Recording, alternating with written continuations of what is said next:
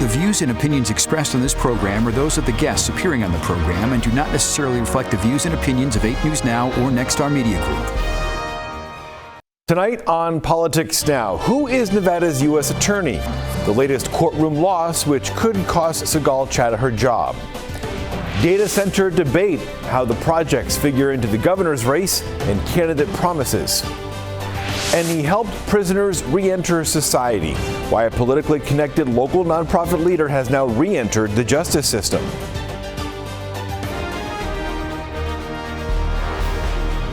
You're watching Politics Now with John Langler on 8 News Now. Thank you for joining us. Another court defeat for President Donald Trump and the woman he appointed to be Nevada's U.S. Attorney, Sigal Chattah. An appeals court says she shouldn't have the job. This week, judges upheld a previous ruling which rejected the Trump administration's effort to make Chattah the acting U.S. Attorney. The Justice Department plans to appeal, though, to the U.S. Supreme Court. It's unclear who would take over as acting U.S. Attorney if Chattah is disqualified from cases. The Trump administration has presented a new nominee, local attorney George Calisius. The debate over data centers is now a focus in the race for governor. Local governments across Nevada have discussed whether to approve more construction or not, and there's criticism over the demand on power and water resources. Now, one candidate for governor is making a new data center promise. Data centers are swarming into Nevada communities, draining our water and jacking up our energy bills. And Joe Lombardo is handing them our tax money to do it. Lombardo has given data center companies over $200 million in tax breaks. That's Democratic candidate for governor Aaron Ford. He says he'll stop tax breaks for all data centers if he's elected. Nevada has more than 70 data centers operating now or in the future. Those tax abatements or tax breaks are approved by the governor's Office of Economic Development. Those were created in a bipartisan bill from 2015. State tax records show about $330 million in tax breaks for the last 4 years. They escalated from $31 million in 2021 to $133 million in 2024. That 2015 bill had nearly unanimous support. It gave tax breaks to new and relocating data centers. Sponsoring the bill, former State Senate Minority Leader Aaron Ford. Also Republican State Senate Majority Leader Michael Roberson. The fiscal note at the time didn't predict the data center boom. Many of the rural counties that now host data centers said the bill most likely wouldn't apply to them. If they meet requirements, though, tax breaks are approved by the GOED board. That includes spending at least $100 million and creating jobs. Pausing all tax abatements now, while they're reviewed, would probably require the legislature to step in. Attorney General Ford says he wants to make sure data centers are not driving up electricity prices or using too much water. Southern Nevada already requires data centers to recycle their water. Now, in response to all of this, the Lombardo campaign team sent us this video. You're seeing it right here. It points out the original bill was sponsored by Ford when he was in the legislature, as we discussed. It did not include any of those regulations. Data centers are also part of the national discussion and have reached Capitol Hill. And there are disagreements on whether federal government should regulate them. House Speaker, the Republican from Louisiana, Mike Johnson, says it's a local issue. Democratic Senator Mark Warner, though, wants Congress to set a national baseline. We need some guardrails on data centers to set up a minimum bar. Bring your own power, don't overuse water, have appropriate setbacks. I think that every community's interests have to be guarded and protected. Of course, we stand for that. It's got to be a local, state, and local decision. Senator Warner represents Virginia. It is home of the largest data center concentration in the world. He sponsored legislation tying those standards to a valuable federal tax break. For 17 years, he was the face of helping local ex-cons escape the justice system. Well, now John Ponder is back in the justice system. This week he was arrested and charged with a series of sex crimes. Ponder founded the nonprofit Hope for Prisoners. As 8 News Now reporter Joshua Piguero explains, he had supporters in court with him. The board of directors for Hope for Prisoners says it is shocked and deeply concerned over the allegations against John Ponder. He has been placed on administrative leave. At the same time, Ponder's attorney and his supporters are denying all those sex crime accusations. John Ponder stood handcuffed beside his attorney David Chesnov in court Thursday. The only thing I will say that my client said to me is that we're going to fight this. It's a striking picture for Ponder. He's the CEO of an organization that helps the recently incarcerated reintegrate into society. John and the organization have helped thousands of people. There were people that he's helped that came to court this morning unsolicited by me. They just showed up because they knew he was going to be in court. He's done a lot for the community. Ponder's supporters showed up to his hearing and defended him. Jesse Reyes shared his experience. Hope for Prisoners has helped me get custody of my children, and I now am a homeowner, and all I can say is thank you to the program. But once asked about the sex crime allegations, Reyes walked away. President Donald Trump pardoned Ponder during his first term for a bank robbery conviction. Ponder now faces 20 charges. Metro says the women they interviewed described a transactional pattern alleging Ponder used their fears about prison, parole, housing, and other reentry services to pressure them into sexual contact. Sean Withers worked in human resources at Hope for Prisoners until May of 2024 when he was fired. This is the termination email the chairman of the board sent him. Withers says he was fired after investigating Ponder for sexual harassment. Right from the start of that investigation, I had John emailing certain people to tell me something and back up his story. I was like, you can't do that. Withers says he wasn't surprised by Ponder's arrest. I think that sometimes our vision can get clouded by immediate wants or desires that aren't, in our best interest. As part of his condition for bail, Ponders had to surrender his passport and he can't have any contact with the alleged victims. Reporting near Rancho and Bonanza, Josh Peguero, 8 News Now. In the past, several of Nevada's top politicians have served on the Hope for Prisoners board. Some steps in the right direction for Nevada youth group homes. The changes sparked by 8 News Now reports and a recent state audit. Earlier this year, investigators found problems at psychiatric residential treatment homes and foster homes. That includes 4 homes run by Mariah Behavioral Health. As the 8 News Now investigators found, state auditors uncovered an empty marijuana grinder, unsecured alcohol, weapons, and other unsafe conditions. Now, improvements are being made to increase oversight. Just wanted to say thank you.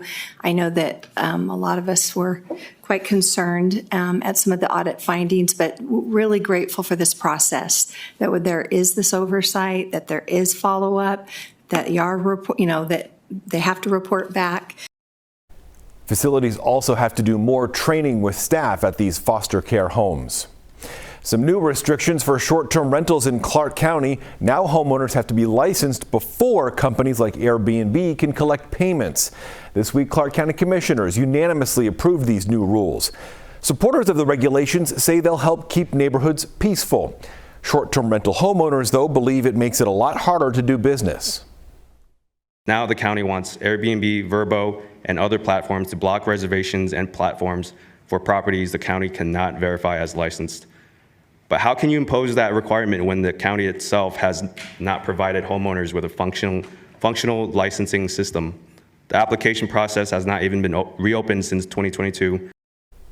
A website called AirDNA tracks the short-term rental home economy, and it shows about 11,000 of those properties in southern Nevada right now, almost 9% fewer than last year. Next year on Politics Now, legislative control. Republican Assemblywoman Lisa Cole talks about data centers and hanging on to her seat. Plus, entering elected office, Republican Jill Douglas hopes to serve in Carson City, how she aims to create efficient government.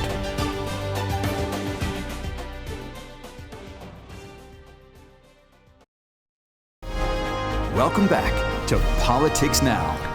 This week, we're taking a closer look at tight races for the state legislature. They'll determine the balance of power in Carson City.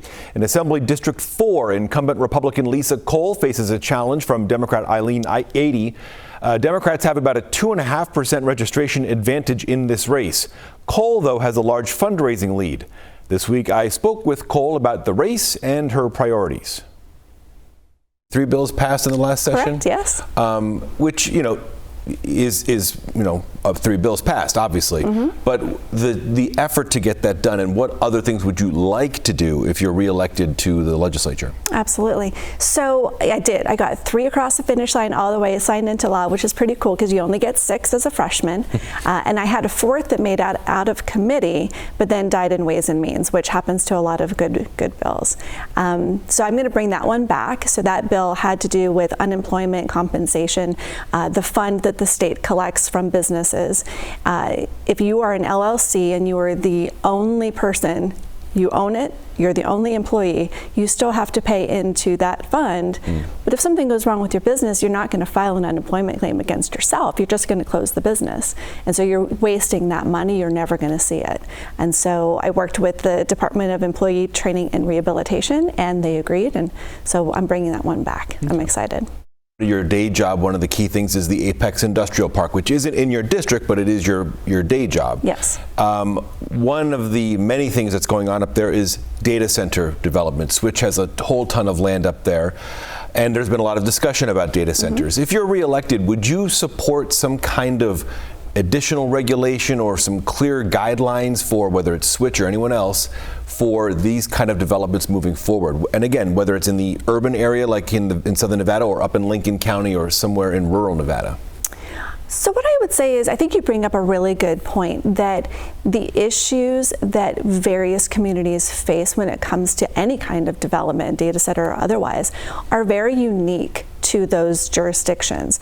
So I would say at the state level, if we do anything, it needs to be very broad. I would rather see the local jurisdictions take it on themselves, because everybody's a little bit different. But when it comes to regulation, the data center industry is ready for regulation as long as it's fair and it's appropriate and doesn't single them out more than, say, a giant manufacturing facility. Do you think, this is a little bit on a tangent, but do you think some of the discussion about data centers is overblown? Again, considering in your day job, it's one of the major investments that's going on right now in Apex. And that's not the only one, but it's a pretty big one. It absolutely is. I mean, right now, if you look at energy usage across the country, right, we're seeing demand spikes, and 50% of that is coming from data centers, and 50% is from brand new manufacturing that's coming back to the United States, which is fantastic. But when I look at data centers at Apex Industrial Park, I'm excited for the industry. We already have very strong protections for evaporative cooling. We can't do that. So the water usage argument kind of goes away when you realize that, at least for Southern Nevada, SNWA has worked with the municipalities to make that happen. I don't think that we can easily dismiss everybody's concerns, but I think if you sit down and have a conversation about it and give facts, then most of those concerns go away.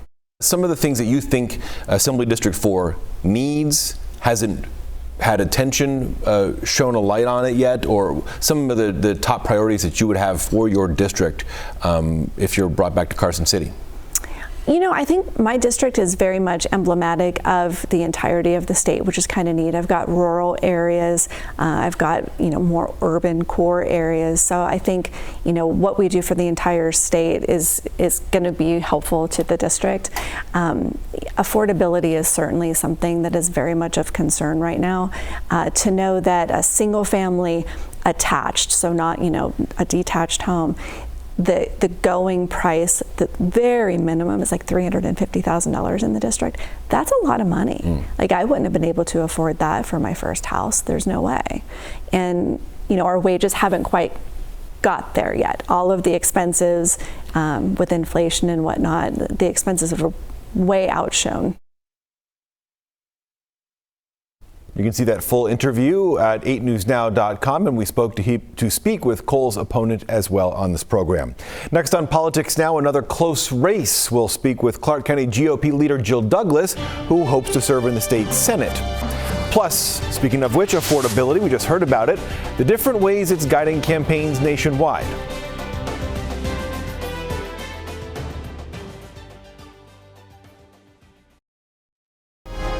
You're watching Politics Now. Another close race in November, likely the battle for Assembly District 37. Incumbent Democrat Shay Backus faces Jill Douglas. Jill Douglas leads the Clark County GOP. This week I spoke with Douglas about this contest. As the head of the Clark County GOP, how that guides maybe your priorities, which you kind of addressed a little bit, but your priorities if you're elected to the assembly. Right. You know, I really think it doesn't really have so much to do when you're running for office, for me anyway. I think that Nevadans really don't care if you're an R or a D. What Nevadans care is about having representatives who put the priority and focus on them. And that's something, you know, I've been involved with the legislative sessions for many sessions, and in my opinion, it's one of the things that I don't see happening, you know, is what do Nevadans care about, and you know, what are they in favor of or what are they against? I've seen too often where the decisions that were made towards bills were not that of what the majority of Nevadans wanted or cared about. You know, I was there, and one of my big driving factors to run was because 4 years ago, AB 400, which was opportunity scholarships, and the room was full of children who had the scholarships, who were performing so much better in school because they had that opportunity. And Danielle Monroe-Marino, who is the head of the Democratic Party, actually said if only we could legislate parents. And I think parents should be empowered. And so to watch that legislature turn their back on those children and not fund those scholarships, when the overwhelming majority of Nevadans were in favor of it, you know, was one of the reasons why I said people need to step up and be the voice for Nevadans.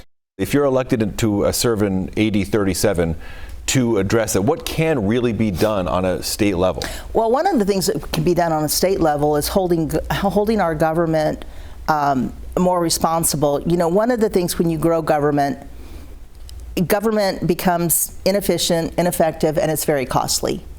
And so I thought it was interesting last session when Andy Matthews wanted to introduce, he introduced a bill that would have formed an Office of Inspector General, and the purpose of that was to audit our books.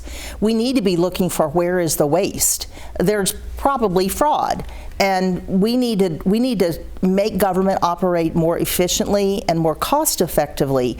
And when you rein in the government and you have less government and it's more efficient, ultimately that trickles down to the taxpayers in forms of less taxes. One of the big differences between myself, my platform, and the Democrats is they do like to tax and spend. And I'm limited government free markets. So anything that we can do to curb government spending ultimately results in more money in taxpayers' pockets. The state loses a lot of revenue by not enforcing our car registration.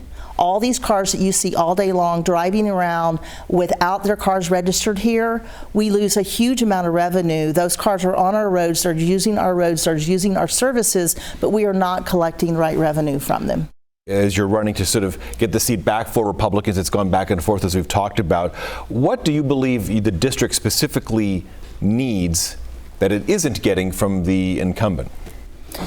Well, first of all, they need someone to go to and someone who will listen, because right now when you knock on people's doors, they don't know who the representative is, and there's never been any type of outreach. And one of the things I want to do is actually create a citizens advisory committee, because I want the input of the citizens, what are their pain points, and help them to be part of the solution. You know, we're a larger than homeowner occupied district. We have a large senior population, and the concerns of those seniors are not being currently addressed. They are on fixed incomes, and so they are greatly impacted and affected by higher cost of living, you know, the property taxes on homes that they own, and even healthcare cost. You know, the cost of car insurance. And those are things that I think we can do something about. You can see the full interview with Jill Douglas right now at 8newsnow.com. So we're less than 3 months away from the midterm elections. Both parties are trying to frame the issue of affordability as a key piece to winning. As News Nation's Trevor Shirley explains, it's becoming a central issue in races across the country. Millions of Americans are struggling to make ends meet, and lawmakers are campaigning to bring costs down. Making life more affordable. It's part of a midterm strategy being deployed across the political spectrum. Far too many people are working hard, they're playing by the rules, but they can't thrive and can barely survive. Both Democrats and Republicans continue to focus their midterm messages on the cost of living. Higher gas prices, higher food prices, etc. That's on everyone's mind. Despite campaigning for the presidency on lowering costs, President Donald Trump continues to struggle with the issue, potentially creating an electoral liability for candidates this fall. This is why the president's poll numbers are down, because you've lost sight of affordability for the parent. The president's political team is now urging Republicans to keep the midterm focus on kitchen table issues, including health care, tying it all back to the cost of living.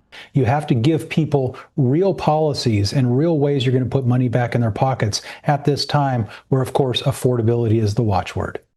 Lawmakers return to Washington at the end of this month as they continue to campaign for the midterms. Reporting in Washington, I'm Trevor Shirley for News Nation. Next Friday, House Oversight Committee Democrats will hold a field hearing here in Las Vegas, and the focus is affordability, the cost of living.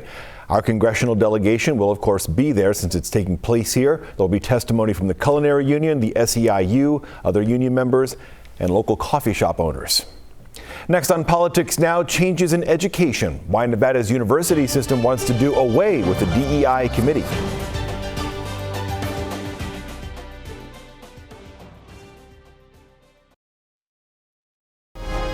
Welcome back to Politics Now.